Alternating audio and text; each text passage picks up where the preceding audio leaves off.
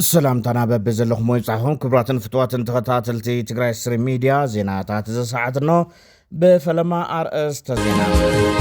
دكتور دبروتين حدوش ابزحابو مجلسي نغيتا جوردا وقيسوم تمالي كبابي كلتن 40 يمشتا بوسنات بوتاتا تقرأي من قطقات مريت اقاتيموم أب مأخذ مسلط أن سراويت إسرائيل سراويت مسلط أنتي كم ترخبو تفليتم أب تقرأي ولد ولادي وزغبر زنبرا لومغن ولادي ولادو نقبرين برالو تباهيلوم رمي نايجو من كالوت نزيناتات حزنا غريبنا لنا نمكتتالكم لايك منكم أرجمبرو سناي مكتتال زحوكا سيسترفك نيرو وا أرهو عيب نيرو وا بلا سيكا خرطنتو بلا عفرا أبلا جينا دينير كانت قدمس ما حاويني ما خمي قرر ما ختكنا عينا حاويكو حاويندو ما جينا يكون كان مالتو جينا يكون كان أينا برا غزانا مرقم دي عدل أبكن دخنو السخ ماليش ناخن قدل سنيتي زدلي نطلعي منن مسحوكا مقطعم جينا يكونن أدول جات أوار ناس أنت كوم استخوين ما يترفن جينا وا فتار تقطعو كيستدلنا مورق نعب حواتي بعدنا نتعرق ጌታቸው ብልጽግናዩ ስለ ትግራይ አየኡቶኒሎ ዶክተር ደብረጽዮን ድሕሪ ብዙሕ ዋና ሚድያ ዝቐረባ ቦምበር ውድብ ሕወሓት ዝኾነ ዶክተር ደብረጽዮን ዋናው መግለፂ መሃቡ ዝዝከር እዩ ጌታቸው ከዓ ትፈልጦ እዩ መራሒ ኣብዛ ግዜ ኣመዳሩ ነይሩ ይዘርግ ነይሩ መጨረሻውን ያው ከም ጉጅለ ንስራሕ ኣይኮነ ከም ጉጅሉ ብሄራዊ ክሕደት ንብሎ ብቐጥታ ምስ ብልጽግና ዝሰርሕ ዘሎ بلصقنا شمنياي منستري ስለዚህ ወኪል ብልጽግና ምበር ወኪል ትግራይ እንኳን ይኸለን ዛአላ አላው እንደታይ ይዘራር ናይ ትግራይ ዛአተ መዛልቲ ታይ መልከቶ ወገኑ ብልጽግና ድሕሪ ኣይተ ሃፍቱ ኪሮስ ኣመሓዳር ዞባ ደቡብ ኮይኑ ዝተሸመ ኣይተ ዝናቦ ገብረ መድህን ኣብ ዞባ ደቡብ ድንበራት ትግራይን ዓፋርን ዝርከቡ ኣባላት ሰራዊት ትግራይ ረኺቡ ኣመያይጡ ሸፋት እዚኦም ከም ድሌቶም ለኣተው ላወፁ ናብ ሰላምና ህዝቢ ክዘርጉ ምንም ዓይነት ዕድል ክወሃቦም ከም ዘይግባእ ተደጋጋሚ ኣብ ተፈጠረሉ መድረኻት ሓሳባት ኣቕርቡ እዩ ሓናም ክሳብ ከዚ ከም መንግስቲ ልቢ ዓዩና ሰራዊትና ነላት ትማሊ ኣብ ሕማቕ ይኹን ኣብ ፅቡቕ እዞም ሕዚ ሸፊቶም ዘለዉ ኣካላት ከም ብፆትና ምስሊ ዝነበሩ ልቢ ዓብዩ ሰራዊት እዚ መላት ላው ልቦናኦም ክምለሱ ይኽእል እዮም ኢሉ ግዜ ህቦ ግን ካብ ተግባሮም ክቁጠባ ይኽኣሉ እንዲያውም ፍናን ተሰሚዕዎም ናቱ ዋና ፀላኢና ንብል ሓይሊ መሳርሒ ኮይኖም ናቱ ተላኣኽቲ ኮይኖም እዛ ከባቢ እዚ ላው ትማልአ ተሃዋክ ናብ ደይ ምርግጋዕ ክሰጋገር እዮም ላሰርሑ ፀኒሖም እዚ ተግባሮም እዚ ድማ ናቲ ፀላኢና ዓላማ ኮይኑ ናቱ መሳርሒ ኮይኖም ያው ትማሊን ከም ኩልና ከም ድረናዮ ኣብ ልዕሊ ፀጥታ ሓይልና ናድሮን ጥቃት ፈጽሞም እዮም ምናልባት እዚ ጥቃት እዚ ናዚ ሓይሊ እዚ ተዋና መሰረታዊ ዕላምኡ እንታይ ከም ዝኾነ ዳቃልዕሉ ተግባር እዩ ንሕና ከም ህዝቢ ትግራይ ኣብ ዘሎ ፀጥታ ኣካላትና ይፈልጦ እዩ እዚ ሓይሊ ዝመን ምዃኑ ብዘረባና ሰላም ሓይሊ ክመስል ብተግባር ግን ፀረ ሰላም ምዃኑ ትማሊ ብተግባር ኣርእዩ ማለት እዩ نبرهان نجلا زتقبلت حوحات ጌታቸው ረዳ ዘይተቀበለሉ ምክንያት ጌጋዩ ተባሂሉ አሞንጎ خلت ተጋሩ ዝተገበረ ፖለቲካው ቅጥዕ 99.9% ይለካለሁ ማን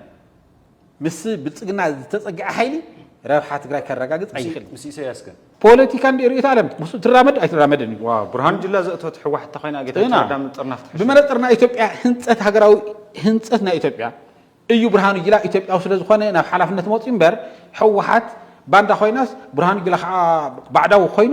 ኣይኮነን ተተሓሳሰብ ጀግና ኦሮሞ ነይሩ ካብ ብርሃኑ ጅላ ዘይተማረኸም ማኻሊ ዘይተምጽእ ዝነበረካ ዓቕሚ በታቲንኪ ህዝና መስመራ ጽምደዶ ናዲሳ ጽምደዶ ናፍቶም ጀኖሳይድ ክልቲኦም ዝፈጸሙልካ ክትምብርካ እዚ ጀግነት ከይኮንስ ውርደት እዩ ሰሪቆም እዮም ተባይሶም ቶም አቃንደ ተዘራይ ወማ መረጃውን መሰረት ሁሉ የነገረካ ደሓነት ነግረን ነው አቲኻ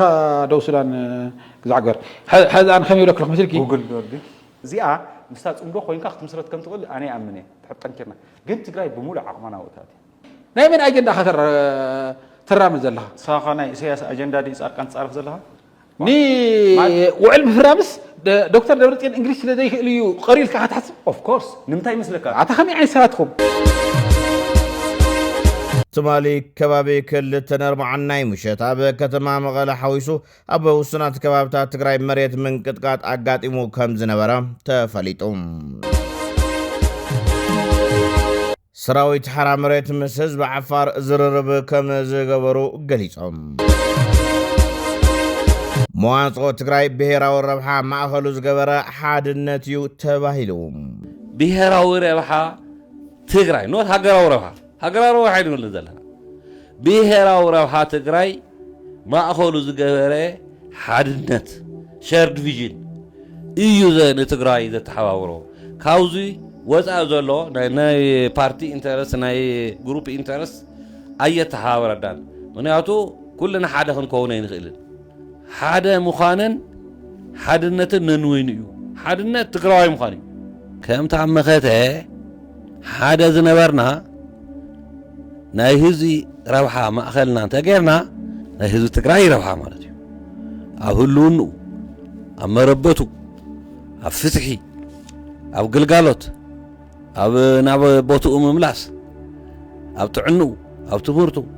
ኣብ ኩሉ ከም ኣብ ህልውኑ ማለት እዩ ኣብ ህልውኑን ኣብ መጻዕዱልን ድሕር ተራባሪብና ሓድነትና ክምለስ እዩ ኣብ ዞባ ጅማ ዝርከብ ላዕለዎትን ማእኸሎትን መራሕቲ ሰራዊት ዝስልጥንሉ ማእኸል መሰልጠኒ ሰራዊት ጦላይ ናይ እስራኤል ሰራዊት መሰልጠንቲ ከም ዝርከቡ ተፈሊጦም እዞም እስራኤላውያን ኣብ ጥቡቕ ሓለዋ ኮይኖም ከም ዝንቀሳቐሱን ንዝተመረፁ መራሕቲ ጥራሕ ብሕቡእ ዘሰልጥኑ ምዃኖም ፍልፍላትና ገሊፆም ብፍላይ ድማ ኣብ ሰራዊት ዝግበር ዘሎ ምንቅስቓሳት ኣብ ሓይሊ ባሕሪ ኢትዮጵያ ድማ ራሻውያን መሰልጠንቲ ሰራዊት ንሓይሊ ባሕሪ ኢትዮጵያ የሰልጥኑ ከም ዘለዉ ምጽብጻብና ዝዝከር እዩ ሰራዊት ኤርትራ ሓያልን ዘመናውን ኤሌክትሮኒካዊ ኣጽዋር ውግእ ተዓጢቑ እዩ ዘሎ ኢሉ ስታሊን ገብረስላሴ ስታሊን ብዛዕባ ዕጥቅን ምድላውን ኤርትራ ከመይ ገይሩ ፈሊጡ ሕቶ ብዙሓት እዩ ብሓሳብ ዘይሰዓረ ወለዶን ዓድን ኣብ ኩናት እዩ ዝነብር ኣብ መወዳእታ ወለዲ ውላዶም እናቐበሩ ይነብሩ ሕጊ ተፈጥሮ ይገላበጠሎም ውላደ ወላዲኡ ዝቐብር ዝነበረ ሎሙ ግን ወላዲ ውላዱ እናቐበረ ይነብረሎ ክብል በዓል ሞያ ስነ ምግብን መዓዛን ፕሮፌሰር ኣምሃ ገሊፆም ብሓሳብ ለይመከተ ወለዶን ዓድን ብሓሳብ ለይሰዓረ ወለዶን ዓድን ኣብ ኩናት እዩ ዝርከብ እዚ ናይቱና መጨረሻ ድኽነትኻን ዝንቡዕ መጋግባኻን ዝንቡዕ ጥዕናኻን ዝንቡዕ ምሕደራኻን መሪሕነትኻን ውፅኢት ኩናት እዩ ኩናት ንህይወት ዋጋ ዘይመሃብ ናይ መጨረሻ ውፅኢት ድሕሪ ኩናት ዝተረፈ ይስደድ ዝተረፈ ምርድዳእ ያው ብኩናት ድማ ወለዲ ይቐብሩ ቆልዑ ይቕበሩ ኣብ ውሕስ ዝኾነ ህዝብን ዓድን ደቆም እዮም ንወለዶም ዝቐብሩ ነይሮም ኣኽቢሮም ኣብ ዘይማዕበለ ዓዲ ዘይማዕበለ ተሓሳስባ ዘይማዕበለ መሪሕነት ግን ግልዋጥ እዩ እታ ወለዲ ከምዚ ይቐብሩ እዚኣ ልውላ ኣለኹ እኳ ሽሙ ረሲዐ እምበር ካብ ዝኾነስ ጽሑፍ ልወሰድክዋ እያ ዳው ናተይ ታያ ኦሪጂናል ሓሳብ ከይትግበረለይ ግን ምዙ ነገርና ስለትኸድ እሞ መድሓፍተይ እዚ እዩ ቱ ድብ ሕወሓት ይሰዓር እዩ ማለት ዘበት እዩ ሕዝውን 4 ነጥብ ይቕምጥ እዚኣ ትብል ነርካ ኢሉ ክቐትል ዝመጽእ ከዓነ ቀሺ ደሳለይ ወለ ገብርኤል ወይ ከዓ ቀሺ ሓበኖም ይበሃል ዘይሴሰይ እክልያ አንሳ ሰኮና ሆላ ኢልየ ሰብ ዝገበረም ክንደይ ቤት ትምህርቲ ነይሩ ክንደይ ሕክምና ነይሩ ውድብ እንታይ መጸ ስለዚ ብጣዕሚ ኣጸጋሚ ሓሳባት እነው ሓሳባቶም ተዘማዓራር እዩ ንሕወሓት ምጽራፍ ማለት ንህዝቢ ትግራይ ምጽራፍ ምዃኑ ክፈልጥ ኣለዎም ህዝቢ ትግራይ ድማ ዝጽረፈ ኣይኮነን ገሊኡ 3 ገሊኡ 4 ከም በጊዕ ዓውደ ዓመት በብ20 ዓመት ደቁና ቀረበ ዝቃለስ ዘሎ እዩ ንጽባሕ እውን ድልው እዩ ሰቢዱ ይተወዲኦም ደቁ ኢሎም ከይሓስቡ ምናልባሽ ትዚ ክንድዚ ተቃልስና ግዛዕ ምዛዕ ዘይፈትዎ እምበር ሕዝውን ኣለና ትማልውን እኔና ማለት እዩ ገሊኦም ኣለዉ ገሊኦም ተሪፎም ኣለዉ ቶም ዘለዉ ኣይቃለስ ኣለዉ ሕዝውን ንቃለስ ኣለና ንሕና እውን ስለዚ ሕወሓትስ ተዳኺሙ እዩ ዝብል ሞኙ እዩ ገምጋሙ ስሑት እዩ ናይ ገምጋም ፍልጦ ዘይብሉ እዩ ስለዚ ሕወሓት ማለት ህዝቢ ትግራይ ማለት እዩ የቐንየለይ ርእሰ ከተማ ካርቱም ብሰብ አልቦ ነፈርቲ ከም ዝተጠቅዐተ ጸብጸባት ሓቢሮም ነበርቲ ናይታ ኣብ ትሕቲ ቁጥጥር ሰራዊት ሱዳን ዘላ ከተማ ናብ ሎሚ ኣብ ዘውግሕ ለይቲ ብደብዳብ ድሮናት ነተኩትን ከም ዝተበራበሩ ኣገልግሎት ዜና AFP ሓቢሮም እቲ መጥቃዕቲ ሓይልታት ዳዕሚ አልሰሪዕ ምቁራጽ ተኽሲ ክገብሩ ቁርባት ምዃኖም ትማሊ ድሕሪ ምግላጾም ዝተፈጸመ እዩ።